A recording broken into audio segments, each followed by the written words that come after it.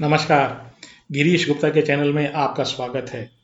कहते हैं कि ये जो शेयर बाजार है, ये वैसे तो पैसे की खान है, लेकिन ये वो समुद्र है जो शार्कों से भरा हुआ है। और ऐसी शार्क जो आपको, जब आप उससे, इस समुद्र से पैसा निकालने के लिए जाएंगे, तो आपके पीछे पड़ जाएंगी और आपकी जान पर बनाएगी। तो ये जो शार्क हैं, ये ब्रोकर्स भी हो सकते हैं, बेईमान प्रमोटर भी हो सकते हैं, ये कोई फंड मैनेजर भी हो सकते हैं, या कोई मीडिया वाले लोग भी हो सकते हैं, या कोई ऑपरेटर भी हो सकते हैं। तो है क्या कि हर जो शार्क है वो आपके पैसे के पीछे पड़ी हुई है, आपकी जान के पीछे पड़ी हुई है। और जब आप सावधानी से बचकर इनसे निकल पाएंगे, तो आप काफ़ी अच्छा पैसा इससे कमा पाएंगे। और इसीलिए ये कहा जाता है कि शेयर बाजार में मात्र 2% लोग ऐसे हैं जो पैसा नेट नेट करके पैसा कमा पाते हैं, और बाकी सब लोग पैसा गंवा के जाते हैं। और 98% लोगों का जो पैसा है वो 2% लोगों के पास आ जाता है। तो इसी कड़ी में, इसी बात को मद्देनजर रखते हुए आज हम बात कर रहे हैं एक ऐसी कंपनी की, एक ऐसे प्रमोटर की जो इतना बेईमान है कि सेबी के द्वारा उसके खिलाफ जो कार्रवाई की गई है, या उसने, सेबी ने उसके खिलाफ जो एक्शन लिया है, उसको भी वो नकार रहा है। और वो ये कह रहा है कि नहीं साहब, ये जो सेबी कह रही है ना, वो झूठ है, और जो मैं कह रहा हूँ वो सच है। तो आज दोनों पक्षों की बात सुनेंगे, सेबी ने क्या एक्शन लिया इसके बाद सुनेंगे, और आखिर ये जो प्रमोटर कह रहे हैं इनकी बात में कितनी सच्चाई है उसकी बात आज करेंगे। तो उस कंपनी का नाम है राजेश एक्सपोर्ट्स लिमिटेड। बड़ी पॉपुलर कंपनी अपने ज़माने में रही है, और 2020 के आसपास तो ये जो है रिटेल इन्वेस्टर्स की इतनी फैंसी कंपनी थी कि रिटेल इन्वेस्टर ने भर भर के इस शेयर को खरीदा है। इस बारे में हमने जब पिछले साल हमारा चैनल शुरू किया था, तो भी हमने ये बताया था, और हमने ये बिल्कुल क्लियरली कहा था कि ये जो कंपनी है किसी भी लायक, निवेश लायक तो बिल्कुल ही नहीं है। क्योंकि मैं आपको खरीदने या बेचने की राय तो नहीं दे सकता, लेकिन नहीं खरीदने की राय मैं आपको अवश्य दे सकता हूँ। तो वहाँ पर भी मैंने वीडियो में ये बताया था कि ये कंपनी बिल्कुल भी देखने लायक भी नहीं है। उस समय सेबी की फॉरेंसिक ऑडिट जो है वो शुरू हो गई थी। तो खैर, राजेश एक्सपोर्ट्स के बारे में बात करें तो पहले इसके ऑपरेशंस की कुछ बात कर लेते हैं, आखिर ये कंपनी करती क्या है। अब देखिए, ये जितना भी मैं ऑपरेशंस की बात कर रहा हूँ, ये भी कोई डेटा, पक्का डेटा नहीं है। 2020-19 का जो डेटा है, कंपनी के द्वारा जो दिया गया पब्लिक डोमेन में जो डेटा है, वो उस डेटा की मैं बात करूंगा। और अब एग्जैक्टली इसमें क्या हो रहा है क्या नहीं हो रहा है, क्योंकि पब्लिक डोमेन में कोई इन्फॉर्मेशन है नहीं ज़्यादा, तो इसलिए जो वो पुरानी इन्फॉर्मेशन है वही इन्फॉर्मेशन मैं आपको दे रहा हूँ। तो ये जो कंपनी है, ये बेसिकली बेंगलुरु बेस्ड एक कंपनी है, और ये दो भाइयों ने शुरू की, प्रशांत और राजेश ने। और इन्होंने 1990 में एक पार्टनरशिप फर्म के रूप में इसको स्थापित किया, और 1995 में इसको पब्लिक लिमिटेड कंपनी में कन्वर्ट कर दिया। और उसी समय इनका आईपीओ आया, जहां से इन्होंने 10 करोड़ रुपया रेज किया। तो 1995 से ये कंपनी लिस्टेड है। अब ये कंपनी गोल्ड को इंपोर्ट करती है, इंपोर्ट करके ये जो है उसकी प्रोसेसिंग करती है, और गोल्ड जो ऑर्नामेंट्स होते हैं या मेडेलियंस होते हैं, छोटे छोटे सिक्के, कॉइन, या जो मेटल टाइप की चीज़ें होती हैं, उसको ये बनाती है और होलसेल मार्केट में बेचती है, और एक्सपोर्ट भी करती है। मैं फिर आपको ये कह दूं कि देखिए, ये पुराना डेटा है, क्या करती है क्या नहीं करती है, जो पब्लिक डोमेन में 2020 19-20 के आसपास का जो डेटा है उसके बारे में मैं बात कर रहा हूँ। आज क्या है इसकी जानकारी पब्लिक डोमेन में है नहीं, और कंपनी भी बहुत ज़्यादा इस बारे में कोई चर्चा करती नहीं है। तो खैर, ये जो कंपनी है, ये होलसेल मार्केट में ज़्यादा ऑपरेट करती है। होलसेल मार्केट का मतलब ये, जो छोटे सुनार होते हैं, छोटे जो दुकानदार होते हैं, सोने के ऑर्नामेंट्स में डील करने वाले, तो उनको ये, वो गोल्ड ज्वेलरी बेच देती है, और वो जो है वो अपना मार्का लगा के, ये एज सच जो है वो आगे बेच देते हैं। इसके अलावा ये एक्सपोर्ट भी करते हैं यूएई में, और यूरोप में इनका एक्सपोर्ट है। दूसरी बात ये है कि बेंगलुरु में शुभ ज्वेलर्स करके इनका कोई रिटेल काउंटर्स भी हैं, कहते हैं करीब करीब 90 के आसपास इनके काउंटर्स हैं, लेकिन क्या एग्जैक्टली सिचुएशन है उसके बारे में कुछ कहा नहीं जा सकता। तो ये रही इनके ऑपरेशंस की बात, इंडिया में ऑपरेशंस की बात। इसके अलावा इनकी जो गोल्ड रिफाइनरी भी है और वर्ल्ड की सबसे बड़ी गोल्ड रिफाइनरी जो कंपनी है इन्होंने एक्वायर की थी कुछ समय पहले, उसका नाम है वल्कांबी। और ये जो वल्कांबी है यही सारा जो अभी सेबी ने जो इनके खिलाफ एक्शन लिया है राजेश एक्सपोर्ट्स के खिलाफ, उसके सेंटर में है कि इनके ऑपरेशंस रिलेटेड मतलब इस कंपनी के जो वल्कांबी के जो फाइनेंशियल्स है ना वो एक्चुअली मैच नहीं कर रहे राजेश एक्सपोर्ट्स के जो कंसोलिडेटेड फाइनेंशियल अकाउंट्स हैं उसके साथ। तो ये क्या होता है, ये सारी चीज़ें क्या होती है एक एक करके समझेंगे। तो वल्कांबी जो है एक रिफाइनरी है, वो स्विट्जरलैंड में है, वो कंपनी स्विट्जरलैंड में है और राजेश एक्सपोर्ट्स की सब्सिडियरी है। अब है क्या कि ये जो रिफाइनरी होती है ये इस रिफाइनरी का काम ये होता है कि जैसे मान लीजिए कोई माइनर है जिसने फ्रेश गोल्ड माइन किया यानी खदानों से निकाला, अब उसको साफ करके प्योर गोल्ड में बदलने का जो प्रक्रिया होती है वो बेसिकली रिफाइनरी का काम होता है। या कोई स्क्रैप आया, इलेक्ट्रॉनिक्स वेस्ट आया, वो रेडियो से, टीवी से या इलेक्ट्रॉनिक गैजेट से, तो वो उससे मेटल एक्सट्रैक्ट करके यानी गोल्ड एक्सट्रैक्ट करके उसको प्योर गोल्ड में बदलना। इसके अलावा पुरानी ज्वेलरी जो होती है उसको रिसाइकिल करना और प्योर गोल्ड में बदलना। तो बेसिकली गोल्ड की जो रिफाइनिंग है, प्रोसेसिंग है, प्योरिटी से रिलेटेड प्रोसेसिंग है, उसको प्योरीफाई करने का जो काम है उसको रिफाइनिंग बोलते हैं। तो वल्काम भी जो है ये काम करती है। इसके अलावा भारत में भी इनकी उत्तराखंड में रिफाइनरी है नहीं है इसके बारे में कुछ कह नहीं सकते, वही पुराना डेटा है। तो बात ये है कि इनकी 2024 में राजेश एक्सपोर्ट्स की किसी इन्वेस्टर ने शिकायत की सेबी के पास, और उस शिकायत के आधार पर उस कस्टमर या उस जो उनके शेयर होल्डर था उसने ये शिकायत की कि भाई ये जो राजेश एक्सपोर्ट्स के जो खाते बही है ना ये ठीक नहीं है। और जब राजेश एक्सपोर्ट्स से डेटा मांगा गया, जब सेबी ने अपनी जांच चालू की, तो राजेश एक्सपोर्ट्स ने जो है कोऑपरेट करने से मना कर दिया। डायरेक्टली मना नहीं किया, भाई कागज़ अगर आप नहीं दोगे फाइनेंशियल स्टेटमेंट से रिलेटेड जो कागज़ सेबी मांग रही है उसकी अगर आप उसके बारे में आप कागज़ नहीं दोगे तो ऑफकोर्स सेबी जो है वो यही मानेगी कि भाई आप कोऑपरेट नहीं कर रहे हो। फिर सेबी ने इसके बाद फॉरेंसिक ऑडिट का जांच कर दी, मतलब उसकी फॉरेंसिक ऑडिट के आदेश दे दिया। अभी फॉरेंसिक ऑडिट क्या होती है?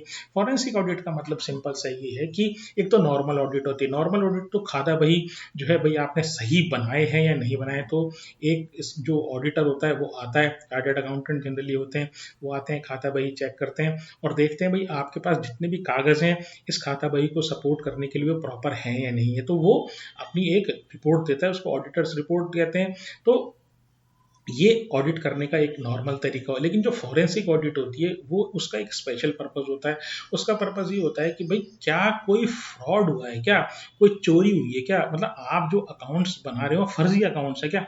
तो फ्रॉड की, चोरी की, एम्बेजलमेंट की, पैसे को साइफन ऑफ करने की, कंपनी के पैसे को साइफन ऑफ करने की, ये जो इसको जानने के लिए जो ऑडिट होती है बड़ी तगड़ी ऑडिट होती है और बड़ी उसका वो खोजबीन उसमें बहुत ज़्यादा होती है।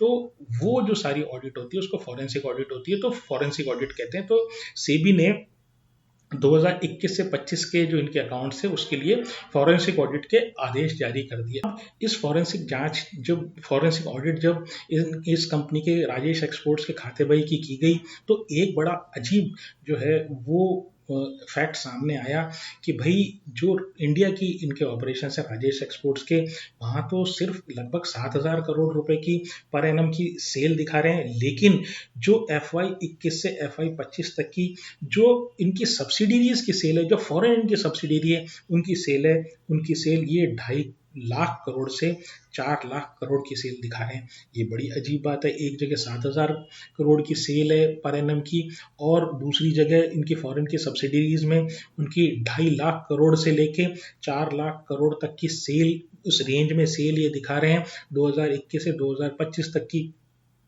अब आप ये कहेंगे भाई इनकी सब्सिडरीज से इनके इंडिया ऑपरेशंस का क्या लेने देना है। तो देखिए क्या है कि अकाउंटिंग में एक कंसोलिडेटेड अकाउंट्स होते हैं, तो जो फॉरेन की सब्सिडरीज होती हैं किसी भी कंपनी की, वो उसके अकाउंट्स को आपके अकाउंट्स यानी इंडिया की जो कंपनी है उसके अकाउंट के साथ मिला के आपको शो करना पड़ता है, उसको consolidated accounts of A company बोलते हैं। इस प्रकार से इनकी जो स्विट्जरलैंड में सब्सिडरी है बलकाम भी जो एक रिफाइनरी कंपनी है, वो क्या करती है कि वो गोल्ड लेती है, गोल्ड लेने के बाद उसको रिफाइन करती है और रिफाइन करने के बाद अपनी प्रोसेसिंग चार्जेस लेती है और गोल्ड वो वापस कर देती है।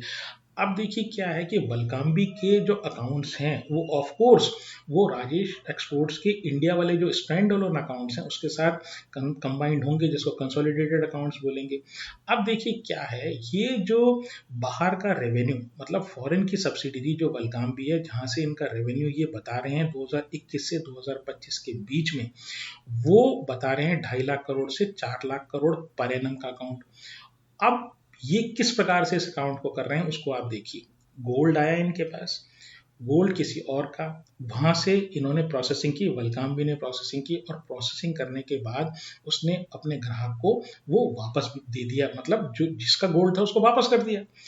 अब इन्होंने क्या किया, यानी वलकांबी ने क्या किया, वलकांबी के अकाउंट्स में क्या हुआ कि इन्होंने जो गोल्ड आया उसको मान लिया सेल, उसको मान लिया परचेज, और जो प्रोसेसिंग चार्जेस प्लस जो गोल्ड गया उसको मान लिया सेल। तो इस प्रकार से इन्होंने जो टर्नओवर बताया ना, वो टर्नओवर ये 2.5 लाख करोड़ से लेके 4 लाख करोड़ का पर एनम का टर्नओवर बता दी। अब इस चीज को एक उदाहरण से समझते हैं।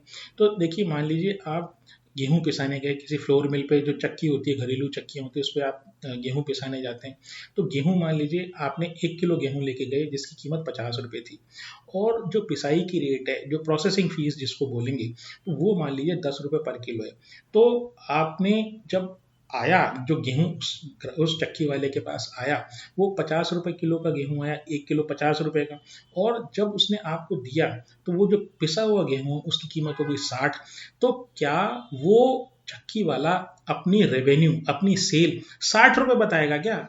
वो तो यही कहेगा ना मेरी जो रेवेन्यू है, वो जो पिसाई है 10 रुपए जो पिसाई है, वो ये थोड़ी कहेगा कि साहब मेरे मैंने 50 रुपए में खरीदा और उसके बाद जो मेरी सेल हुई ना, वो मेरी सेल 60 रुपए हुई। तो ये अगर आप 60 रुपए सेल बता रहे हो तो आप बरगला रहे हो ना। ऐसे तो हजारों करोड़ रुपए का सोना जो है वलकांबी में आता होगा, तो यही काम राजेश एक्सपोर्ट ने किया।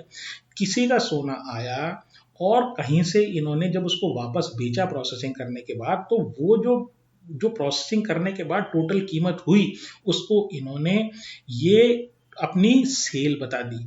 और यही जो सेल है, यही प्रॉब्लमेटिक एरिया है। इसी प्रकार से वलकांबी ने भी यही काम किया कि जो उन्होंने रेवेन्यू दिखाया, वो रेवेन्यू जो है वो प्रोसेसिंग फीस को मिला के जो सेल हुई, यानी गोल्ड जो आपने दिया उसको इन्होंने टोटल सेल बता दिया। और यही जो सेल है, यही इन्फ्लेटेड सेल है, क्योंकि उसका तो मार्जिन जो है वो रिफाइनिंग मार्जिन, जो रिफाइनरी की जो पिसाई की कॉस्ट है, केवल वही तो इसका रेवेन्यू हुआ। वो जो गोल्ड गया उसकी कीमत प्लस पिसाई जो है वो थोड़ी, क्योंकि गोल्ड तो आपका कभी था ही नहीं।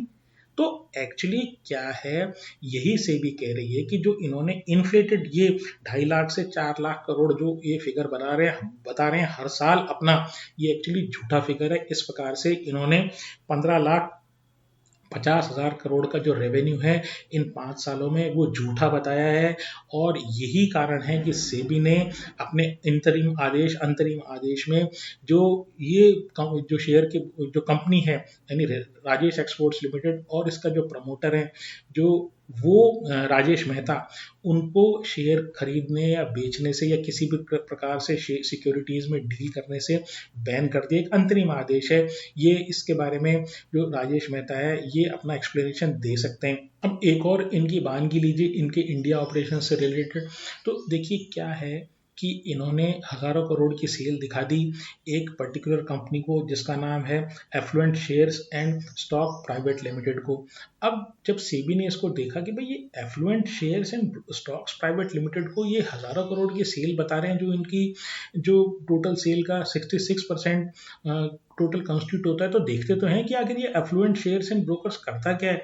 तो वो उसको वहां पता लगा कि साहब पहली बात तो ये जो एफ्लुएंट शेयर्स और ब्रोकर वाली जो कंपनी है उसकी तो टोटल सेल ही एक साल की 113 करोड़ है। तो हजारों करोड़ की सेल तो उसको कैसे कर दी, यही बात समझ में नहीं आ रही। तो दूसरी बात ये कि वो जो एफ्लुएंट शेयर्स वाला जो कंपनी है वो शेयर्स में डीलिंग करता है, वो एक स्टॉक ब्रोकर है, तो एडवाइजरी का काम, पोर्टफोलियो मैनेजमेंट का काम, कंसल्टिंग का काम, इस तरह का काम करता है। तो बाद में जब ये पता लगा एफ्लुएंट शेयर ब्रोकर से ये पूछा गया सेबी ने कि भाई आपके पास राजेश एक्सपोर्ट्स टाइप का कोई क्लाइंट है क्या, तो उन्होंने मना कर दिया कि साहब हमारे पास तो कोई क्लाइंट नहीं है। फिर सेबी ने उसके सारे क्लाइंट्स की लिस्ट चेक की उस ब्रोकर की, तो ये पता लगा कि राजेश एक्सपोर्ट्स तो क्लाइंट नहीं है, लेकिन राजेश मेहता जो उस कंपनी के प्रमोटर हैं वो एक क्लाइंट है। उन्होंने अपनी खुद की कंपनी से यानी राजेश एक्सपोर्ट से पैसा ले लिया, कितना, करीब करीब 7.5 करोड़ रुपया, और उसको गोल्ड की ट्रेडिंग में लगा दिया। यानी आप बैठ के वहां पर एमसीएक्स पे गोल्ड का सट्टा कर रहे हैं पर्सनल अकाउंट में, और पैसे आपने लिए हैं कंपनी से, और वो जो टर्नओवर है उसको कैसे न कैसे घालमेल करके उसको आप सेल दिखा रहे हैं, किसकी कंपनी की सेल दिखा रहे हैं। और उसमें भी बानगी ये है कि साहब आप गोल्ड के बारे में इतना समझते हैं, एमसीएक्स में बैठ के आप 7.5 करोड़ से आप मार्जिन मनी दे के गोल्ड में फ्यूचर्स ऑप्शन में ट्रेडिंग कर रहे हैं, उसके बाद पता लगता है कि वो 7.5 करोड़ के आसपास जो रकम थी ना उसमें से भी आप आधी रकम साफ कर चुके हैं। यानी वहां पर भी आपका जो भाग्य है ना वो आपका साथ नहीं दे रहा सट्टे में। तो खैर पैसा जो है वो कंपनी का था, इन्होंने ले लिया, उसको डुबो दिया, और आप बता ये रहे हैं कि साहब मैं सेल कर रहा हूँ और उसकी सेल दिखा रहे हैं कंपनी को। अब ये क्या घालमेल है, आप अकाउंट जानते हैं तो आपको एक पता लगेगा कि बिल्कुल कंप्लीट ये फ्रॉड कर रहे हैं। अब ये सब तो ठीक है, लेकिन उसके बाद आपकी बात आप सुनिए, जब सेबी ने ये आदेश दिया उसके बाद 5 जून को राजेश मेहता साहब ने अपने अपने हस्ताक्षरों से एक स्टॉक एक्सचेंज को सूचना दी। उन्होंने ये कहा कि साहब ये सेबी का ऑर्डर बिल्कुल गलत है, सेबी को समझ ही नहीं आ रहा है कि हमारे अकाउंट्स वलकामबी वाले अकाउंट्स जो है ना वो कैसे बने हुए हैं। सेबी जो है हमारा जो ग्रॉस मार्जिन है ना उसको रेवेन्यू मान रहा है। अरे भाई, जब आप 50 रुपए किलो का गेहूं लेके आएंगे, उस पर 10 रुपए पिसाई देंगे और 60 रुपए का वो होके आगे ग्राहक अपना लेके जाएगा, तो आपका जो मार्जिन है वो 10 ही तो है, आपका रेवेन्यू 10 ही तो है, आपने पिसाई में 10 ही रुपए तो कमाए। आप क्या सेल ये दिखा देंगे क्या कि ग्राहक का जो 60 रुपए का गेहूं हुआ पिसाई सहित, तो वो आप 60 रुपए अपनी सेल बता देंगे, चक्की वाला आपके गेहूं का जो को अपनी यहाँ सेल दिखा देगा क्या? तो ये कह रहे हैं नहीं साहब वो तो सेबी जो है वो गलत तरीके से इंटरप्रेट कर रही है ये, और वो खैर ठीक बात है। दूसरी बात ये कहते हैं हम डेट फ्री कंपनी, हम किसी के ऊपर डिपेंडेंट नहीं है, वो भी ठीक बात होगी। अब क्या असली बात है क्या नहीं है, क्योंकि अकाउंट्स तो सही हों। फिर ये कहते हैं 1995 के पास के बाद हमने कोई पैसा बाजार से रेज नहीं किया है, इसलिए हम बाजार के ऊपर डिपेंडेंट नहीं, इसलिए हमारे पास कोई ऐसा इंसेंटिव नहीं है, हमको कोई पैसा रेज करना नहीं है बाजार से कि हम इस शेयर का भाव बढ़ाएं और उसमें मैनिपुलेशन करें। फिर एक आरोप ये लग रहा है कि सब एलआईसी के सरकार के दबाव में एलआईसी को इन्होंने प्राइवेट प्लेसमेंट कर दिया, क्योंकि एलआईसी के पास 11%, 10.8%, 11% शेयर है इस कंपनी के। अब ये जब मीडिया में बात हुई तो इन्होंने ये कहा नहीं साहब हमने कोई प्राइवेट प्लेसमेंट एलआईसी को नहीं किया है। इसके बाद बार बार ये कहते हैं कि साहब हमने जो है कोई फ्रॉड नहीं किया, हमारे कर्मचारी कोई भी जो है इस फ्रॉड में इन्वॉल्व नहीं है, और जो हमारी सेल है, जितनी भी सेल हमने दिखाई उसका लॉजिक हमारा सही है। अब बात करते हैं कि ये तो सारी ठीक है, ये तो इनके प्रेजेंट जो गोल्ड से रिलेटेड काम है ये कर रहे हैं। फिर ये जो है ना अभी पिछले साल एक अलग तरीके के बिजनेस में आए, वो भी मुझे समझ में नहीं आता। भाई गोल्ड वाला आदमी, अब बिजनेसमैन है वैसे तो किसी भी एरिया में जा सकता है, लेकिन गोल्ड वाला आदमी जो है ना बैटरी मैन्युफैक्चरिंग, ये जो ईवी की बैटरीज होनी इसकी मैन्युफैक्चरिंग में आ रहा है, और वो प्लांट भी शुरू हुआ नहीं हुआ कुछ कह नहीं सकते उसके बारे में। तो खैर इन्होंने गवर्नमेंट से सैंक्शन करवा लिया, PLI production linked incentive scheme वाली सैंक्शन करा ली। अब कैसे सैंक्शन होती है कैसे नहीं सैंक्शन होती है ये सब स्कीमें, ये तो आप और हम सभी जानते हैं। दूसरी बात ये कि ये जो कंपनी है राजेश एक्सपोर्ट्स की एक और सब्सिडरी इसने क्रिएट की, और उसने तेलंगाना में जो है एक वो एमुलेट जो होता है सोलर जो फोटोवोल्टाइक सेल होती है ना, आप ये समझ लीजिए, तो सोलर सेल के उत्पादन के लिए इन्होंने वहाँ पर एक ज़मीन ले ली सस्ते दामों पर, और उस पर ये इन्होंने घोषणा कर दी कि साहब तेलंगाना में हम इतने लोगों को रोज़गार देंगे और वैसा करेंगे और वैसा करेंगे। तो खैर साहब और भी क्या इन्होंने कर रखा हो सब कह नहीं सकते। तो मुद्दे की बात ये है, इन सारी जितनी बात मैंने आपको बताई, कि ये उन चोर कंपनीज में से एक है जो शेयर होल्डर्स को कभी कोई रिटर्न दे नहीं सकती, क्योंकि इसके बिजनेस ऑपरेशंस है ही नहीं। जो ईमानदार आदमी होता है वो तो चौड़ा होकर बताएगा कि साहब मेरे खाते पे चेक कर लो, मेरे ऑपरेशंस देख लो।